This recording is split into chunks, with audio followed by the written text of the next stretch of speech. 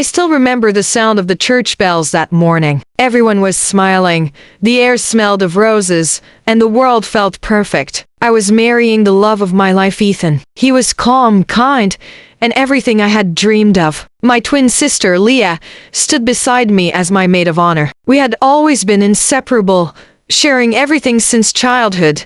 Toys, secrets, dreams. But I never imagined we'd end up sharing the same man. As I looked at Ethan, waiting at the altar, I felt my heart race. His smile lit up the room. I didn't notice the way Leah's eyes lingered on him. That night, after the ceremony, Leah hugged me tightly. "You're so lucky, Ava," she whispered. Her voice trembled slightly, and I thought she was just emotional. If only I had known. Marriage with Ethan was peaceful, simple, and filled with love. But a few months later, I started noticing strange things. He would call me Leah, accidentally, then laugh it off. Once, I found lipstick on his collar, not mine. I brushed it aside. Leah visited often, and she used similar shades. Still, something in my chest twisted with unease. One night, I woke up and found Ethan missing from our bed. I went downstairs quietly, the house dim except for the faint glow from the kitchen. My breath caught. Ethan stood there, holding Leah's hand. She was crying. I froze, watching from the shadows. "You can't keep doing this," Leah whispered. Ethan pulled her close. "I can't stop thinking about you," he said. The mug slipped from my trembling hand, shattering on the floor. They both turned. Time stopped.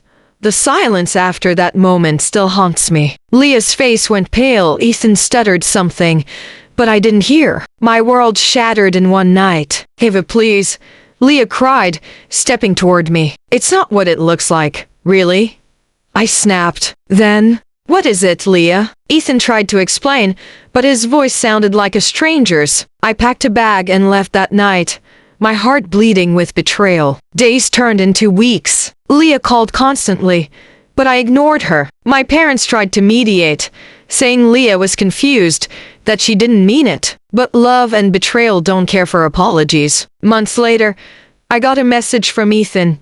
"Please come home. We need to talk." Against my better judgment, I went. Leah was there. Her eyes were red from crying, her hands shaking. "Ava, I didn't mean to hurt you," she said softly. "It just happened."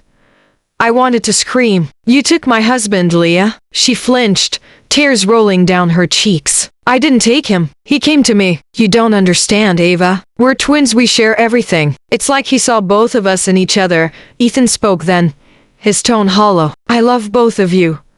I couldn't breathe. My knees went weak. "That's not love, Ethan. That's confusion." I stormed out again, but deep down, part of me still ached for him. Weeks later, I found out Leah was pregnant, and the father was Ethan.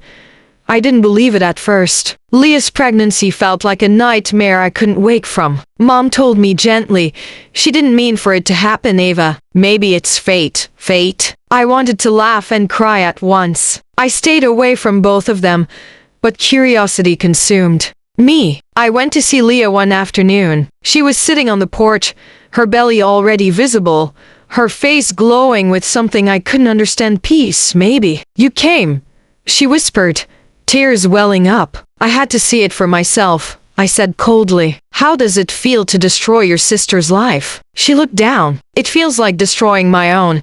We sat in silence until Ethan arrived. He froze when he saw me. "Ava, don't. Just don't." I turned to leave, but Leah suddenly screamed in pain. I rushed back instinctively, panic rising. We took her to the hospital. I held her hand while doctors rushed around. Hours later, a nurse came out. "Both are stable. It's a baby girl."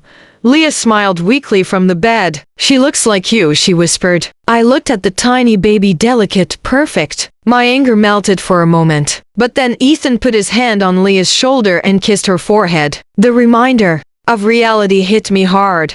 That night, as I left, Leah called out, "Ava, please don't hate me. We're family."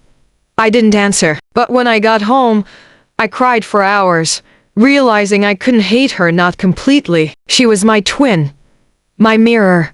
Years passed. Leah's daughter, Lily, grew up bright and beautiful. I visited sometimes, though each visit tore open old wounds. Ethan and Leah lived quietly, but something about their home always felt tense. Then, one evening, Leah called me in tears. "Ava, I need you. Please come."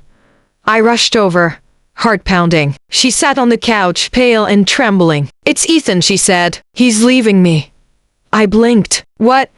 "He says he's been in love with you all along." My heart dropped. "Leah, don't know, Ava. He told me. He said marrying me was a mistake, that he tried to replace you." My stomach twisted. Ethan walked in just then. "Ava," he said softly, "I can't lie anymore. I thought I could love Leah the same way, but I couldn't. I married her because I thought I'd lost you." Leah sobbed uncontrollably. "So you used me?" Ethan looked broken. "I'm sorry. I love you both, but only one of you has my heart." I couldn't speak. Everything I ever wanted was suddenly within reach, yet it felt wrong. "Ethan, I can't do this," I whispered. "You made your choice." I turned to Leah, her face a storm of pain. "I'll never take him from you," I said, and walked out. But deep down, something told me this wasn't the end. 3 years later, Leah fell ill. Cancer. By the time she told me, it was late. I moved in to help her and Lily. Ethan was there too, worn out and pale. The house felt heavy with silence. Leah smiled weakly from her bed. "Funny, isn't it? We fought over the same man, but in the end, none of it matters." I held her hand. "Don't talk like that." She laughed softly. "Promise me something," she whispered. "When I'm gone, don't let Lily grow up without love, and don't let Ethan be alone." Tears blurred my vision. "Leah," she squeezed my hand weakly. "You were always the stronger twin. Take care of them." When she passed, it felt like losing half of myself. Months later, Ethan and I found ourselves spending more time together, not as lovers, but as two broken souls healing. Lily grew up calling me Auntie Ava, though one day she asked, "Why do you and Daddy look so sad?" I smiled faintly. "Because we loved someone very much." Years later, when Ethan finally asked to marry me again, I hesitated. Would Leah forgive us? He looked up at the sky. She already did. We married quietly, no guests, no celebration. Just us, standing by the sea, two souls bound by love, loss, and the memory of the woman who once shared our hearts.